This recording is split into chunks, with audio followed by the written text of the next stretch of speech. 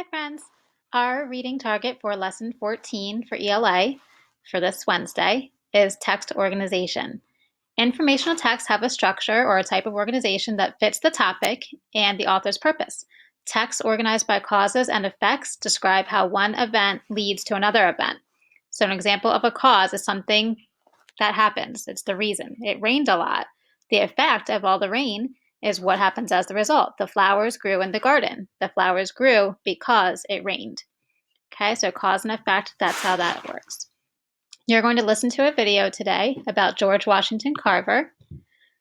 So here we go. Videos are short movies that give you information or something for you to watch for enjoyment. As you watch George Washington Carver, the Wizard of Tuskegee, look for how pictures, sounds, and words work together, information about the topic, and the purpose of the video. And we talked about the purpose is figuring out what the causes and effects are.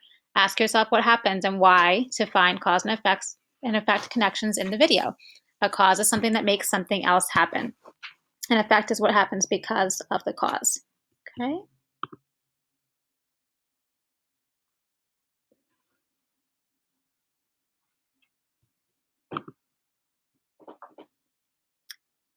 Okay. As you view, we're going to get to know George Washington Carver.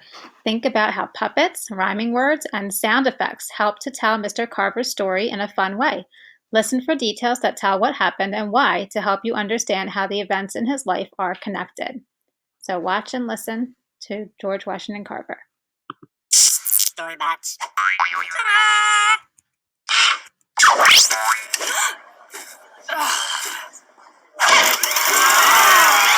Storybots presents Great Innovator.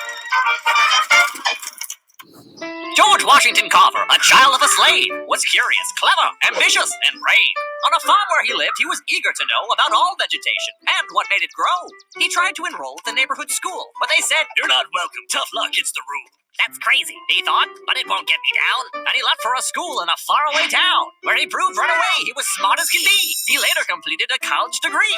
He became a professor, but wished to do more. So he moved to Tuskegee to work with the poor. He taught how the healthiest crops could be grown, and meanwhile he worked in a lab of his own. He studied all plant life from grasses to spruces. For peanuts, he found over 300 uses. He made peanut pancakes. He made peanut cheeses, elixirs and ointments for fighting diseases, charcoal, linoleum, plastics and glue, hand lotion, soap, even peanut shampoo. He made peanut butter for mixing with jams, and then did more wonders with soybeans and yams. His remarkable talent for flair and invention soon brought him the nation's admiring attention. But praises and fame never went to his head. He was always devoted to learning instead.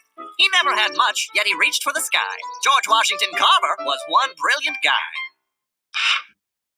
Okay, so now that you've watched the video, we're going to go to the next page where it lists the questions that you're going to answer for your discussion question. The two questions that you're going to answer are number 1 and 2. Cause and effect. What caused George Washington Carver to move to Tuskegee? What effect did that have on his work?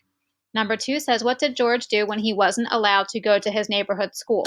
And what does that tell you about him? So you're going to answer those questions in your My Book. You're also going to answer those same questions for your discussion question. So you're going to type your answers into the discussion box at the bottom of the lesson. Okay? I will see you next time. Bye.